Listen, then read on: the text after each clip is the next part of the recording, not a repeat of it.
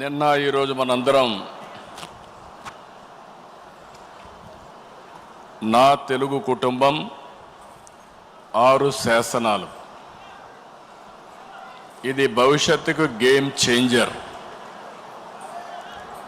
ప్రతి ఒక్క నాయకుడు కార్యకర్త దీన్ని అర్థం చేసుకోవాలి, ప్రజల్లోకి తీసుకెళ్ళాలి, ప్రజల్లో చైతన్యం తేవాలి. అదే సందర్భంలో ఈరోజు మనం ప్రవేశపెట్టే ఈ నా కుటుంబం 6 శాసనాలు తెలుగువారి చరిత్ర తిరగరాయబోతున్నాయి. ఈ విషయం మీరందరూ గుర్తుపెట్టుకోవాల్సిందిగా నేను మిమ్మల్ని కోరుతున్నాం. సమాజమే దేవాలయం, ప్రజలే దేవుళ్ళు అనునిత్యం మన ఆలోచన విధానంలో మన నాయకుడి స్ఫూర్తే మనకు గుర్తొస్తుంది. ఈ మూల సిద్ధాంతాన్ని స్ఫూర్తితో మార్చుకుని కాలానికి అనుగుణంగా పార్టీలో పాలనా విధానాల్లో నూతనత్వం కోసం 6 శాసనాల్ని మహానాడులో మనం చర్చించుకున్నాం. పాత తరం విలువలు, ఇక్కడంతా సీనియర్ నాయకులు అందరూ ఉన్నారు, వాళ్ళ అనుభవాలు, వాళ్ళ విలువలు, కొత్త తరం ఆలోచనలు, ఆస్పిరేషన్, వాళ్ళ అవసరాలు, వాళ్ళ ఆలోచనలు, ఈ రెండు కలిపి నా తెలుగు కుటుంబం పేరుతో 6 శాసనాల్ని ప్రతిపాదించాం.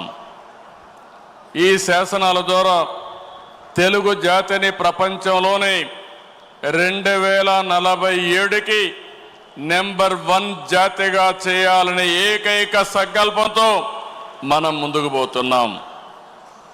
నాలెడ్జ్, టెక్నాలజీ, ఎంటర్‌ప్రెన్యూర్‌షిప్ కలిగిన యువత ప్రపంచంలో నా తెలుగు కుటుంబాన్ని నెంబర్ 1 చేస్తారు. ఇది నా విశ్వాసం, ఇది జీవితంలో గుర్తుపెట్టుకోండి. ఇది CBN కోట్ అని చెప్పి కూడా నేను మీ అందరికి విజ్ఞప్తి చేస్తున్నా. ఇందులో భాగంగా మీరు చూస్తే రాబోయే 40 సంవత్సరాలకి ఒక రోడ్ మ్యాప్ని రూపకల్పన చేసుకున్నాం. అదే సమయంలో నూతన నాయకత్వాన్ని కూడా తీసుకొస్తున్నాం ఎప్పటికప్పుడు. ఇంకో పక్క 6 శాసనాలు చేసుకుంటున్నాం. ఈ 3 కలిపి ముందుకు తీసుకుపోవాల్సిన బాధ్యత మనందరిది. ఎప్పుడు కూడా నాకు తెలుగు జాతి నెంబర్ 1, నా జీవితంలో తెలుగు జాతి కోసం మళ్ళీ అంటూ ఒక జన్మ ఉంటే తెలుగు గడ్డపైనే పుడతానని మరొక్కసారి మీ అందరికీ విజ్ఞప్తి చేస్తున్నా. అదే మారిగా ఈరోజు నా ఆలోచన, ఇది నెరవేర్చేది పార్టీ కార్యకర్త. అందుకే కార్యకర్తే అధినేత, మీరే నా హైకమాండ్ కూడా, మీరే సుప్రీం కూడా. ఇది పార్టీ సిద్ధాంతం అని మరొకసారి విజ్ఞప్తి చేస్తున్నాను. వేదిక పైన ఉండే నాయకులు కానీ మీరు కానీ అందరం గుర్తుపెట్టుకోవాల్సింది, పార్టీకి సాధారణ కార్యకర్త ఎప్పటికీ శాశ్వతంగా సుప్రీంగా ఉంటాడని చెప్పి కూడా నేను మీకు తెలియజేస్తున్నా. మామూలు విషయం కాదు.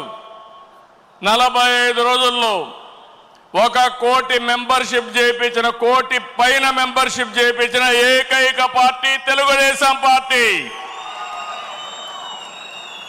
ఇంకొక పక్క తొలిసారి అసెంబ్లీకి 65 మందికి యంగ్స్టర్స్ సీట్లు ఇచ్చాం.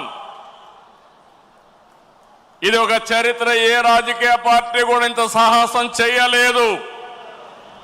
అలాంటి నిర్ణయం చేశాం. 61 మంది గెలిచారు. నూతన నాయకత్వాన్ని తీసుకొచ్చాం. ఎమ్మెల్యేలుగా, ఎంపీలుగా, మంత్రులుగా ఫస్ట్ టైం అయిన వాళ్ళ మంత్రులు చేసిన ఘనత కూడా తెలుగుదేశం పార్టీది. ఈరోజు లోకేష్ గారిని మీరు చూశారు. 6 శాసనాలు ప్రవేశపెట్టాడు. నేను మనస్ఫూర్తిగా అభినందిస్తున్నా. మామూలుగా పోయే ఈ మహానాడిని ఒక నూతనమైన దిశలో తీసుకెళ్లాలని 6 శాసనాలు ప్రవేశపెట్టాడు. అలాంటి లోకేష్ కూడా మీరు చూస్తే బాగా చదువుకున్నాడు. చదువుకొని వచ్చి ఆయనకుండే నాలెడ్జ్ని ఇక్కడ ఉపయోగిస్తూ, టెక్నాలజీ కానీ నాలెడ్జ్ని ఉపయోగిస్తూ ఒక నూతనమైన విధానానికి శ్రీకారం చుట్టాడు. ఇంకో పక్కన రామ్మోహన్ నాయుడు చూస్తున్నారు మీరు. నా మిత్రుడు ఎర్రమనాయుడు గారి కుమారుడు. కానీ ఈరోజు అతి చిన్న వయసులో కేంద్రంలో మంత్రిగా ఉండే వ్యక్తి రామ్మోహన్ నాయుడు అని చెప్పి నేను మీకు తెలియజేస్తున్నా. అదే మరి ఏ పార్టీ కూడా చెయ్యలేదు.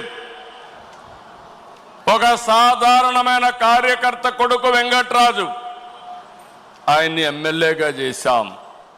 ఒక సాధారణమైన కార్యకర్త అప్పలనాయుడు ఒక ఎంపీగా చేశాం.